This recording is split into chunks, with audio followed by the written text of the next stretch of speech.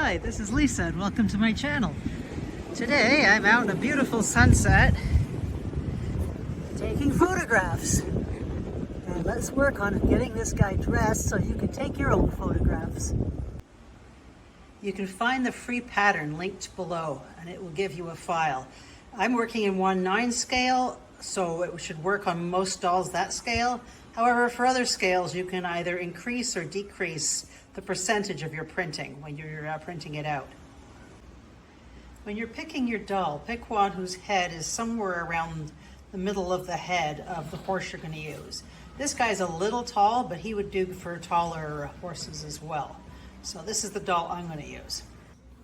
I'm going to save these buttons for the fob, so otherwise undress him. I also like the boots he's using. You can use boots on your doll or sandals. The current people are probably wearing boots a lot of times because it's safer around horses. So with the use of some hot water, I have got his boots off and cleaned off whatever was stuck on his head. And I will be painting his hair black and giving him a mustache, but not until after he has his clothes on.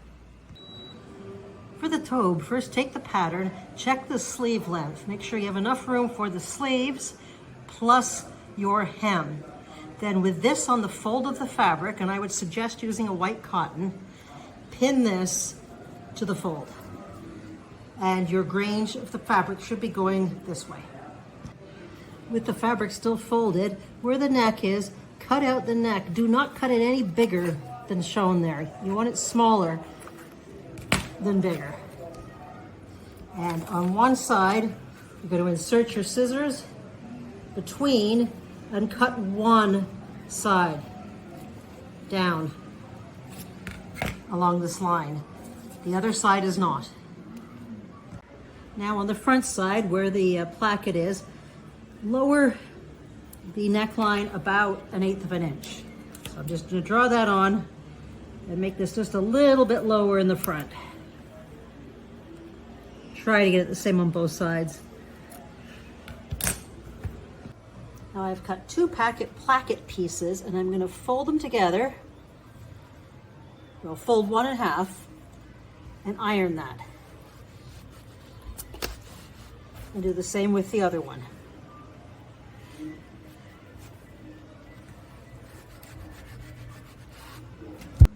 Now on the right side of the garment, take the rough edges and place them a little bit away from this line.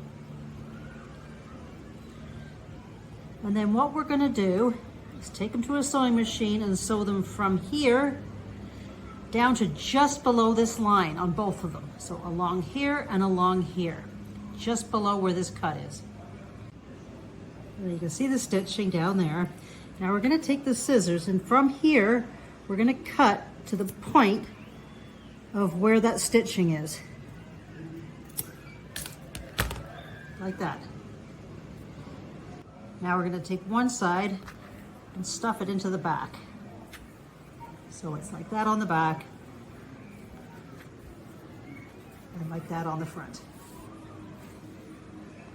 Now take the other side and push it through too, staying on top of the first one. And that should sit nicely on top. You may want to iron that flat. Now I didn't sew this piece under because it's so tiny, but what I did was press it flat and make sure it's pushed down evenly. And I will sew on top of that in a second. Now taking this back to the sewing machine, sew down through there, across there, and up there, making sure you don't catch anything in the way. And there's the stitching, albeit not very wonderful. And you can see I got as close to here as possible so that it captures fine under there. Once we're done, we can trim that off. You can always put some fray check if you're concerned about it as well. I've cut the collar. What we want to do is fold it right sides together and sew a seam on both ends. Now what you can do is do one end first, if you cut it a little longer, if you want to make sure it's going to fit, and then we can measure it. When you're sewing, I would recommend with these little tiny things to sew it on top of a piece of paper. Now you can see how nice that sews when you use paper. And then you just take it off. In this style of garment, the collar should go all the way from the end, all the way around to the side of this other side of the placket. Now you may want to measure this before you sew the second side. So I'm going to measure mine, and I cut it a bit longer because I don't want it pulled or stretched or anything. And then that's where I'm going to sew my next line. Once you've sewn the ends, trim it off as close as possible in the corner, turn it right side out, and then use something with a point to get your collars nice and square. Then take it to the ironing board and press it.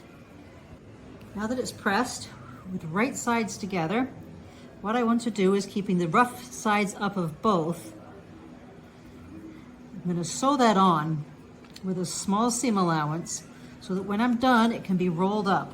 And you don't want that high of a collar. So when it sticks up, it should be about like that. So we're going to pin that on. First I match my center back, and then I'm going to work back to the front of the collar. Now I actually tacked the fronts with a machine and hand sewed mine on. And then what I'm going to do is turn that right side in and iron that so it sticks upright. Optionally, you may want to take a little bit of fabric glue and tack down underneath the inside of the collar, where it attaches to the placket to hold it down. And also you may want to add some fray check along the inside here and cut all your threads down. Now folding the sleeves in just a little, hem the sleeves, and the same with the front and back main body pieces. Now you can check that against your doll to get the right amount of hem. Ironing your hems before sewing makes it a lot easier to sew. Once you're finished hemming, fold the piece right side together and sew from one hem all the way up along the sleeve hem, and do that on both sides. And make sure you cut all your threads. Once you've sewn it, you can add little clips through here.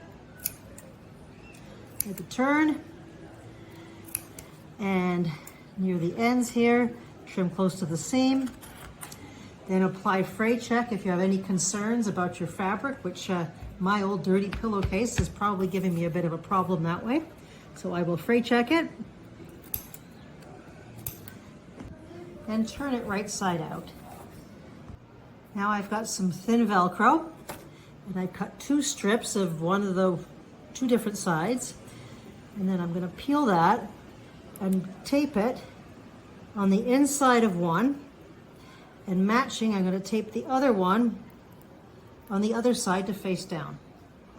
Now I'm going to take the little buttons from his last outfit and put those on. Just sew them on by hand.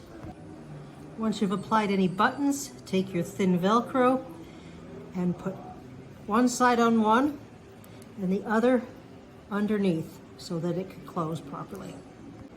So there's the Velcro, the inside and the out, and that will now close. Now I just want to show you the difference of making that with polyester versus the cotton. I would not recommend using a synthetic for this outfit.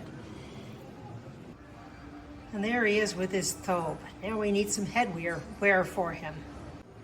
To make the keffiyeh, you're going to want to, I just ripped along the seams to make sure I got a straight line. You're going to want a square piece of fabric. Now mine is 6 1/4 inches both ways, so that when you fold it and put it on his head, it should come to just below his waist, around there. Now, as I said, there's all sorts of ways to do that, but what I would suggest, since unless you have a lighter fabric, is to actually take the center and glue that down onto his head. Otherwise, it's going to go all over the place. Well, you can practice tying it on, but I'm just going to tack down that with glue right there. So it's above his eyebrows and just top of his ear. Then we can work with the rest of this without it going all over the place. Now I'm just going to let that dry fully before I actually finish his headwear. Once that glue is dry, you're going to twist the sides and cross them at the back and try to make that neat at the back. Once you've done that, you're going to bring this side over across the top and do it neat. And I'm going to do the actual part off camera and then glue that down because normally it's tucked in. And this side, twist it, cross it over the other side and glue that down. You can also put black ropes around the top, 2 of them, like that if you want, before you finish the wrap. Now the prince is ready to show off his fine Arabian horses to everybody who wants to come and look at these beautiful things. I hope you enjoyed this series on the Arabian outfit, and I would really like to see your versions. Please post them in my Facebook group. I'll link that below. Thanks for joining me.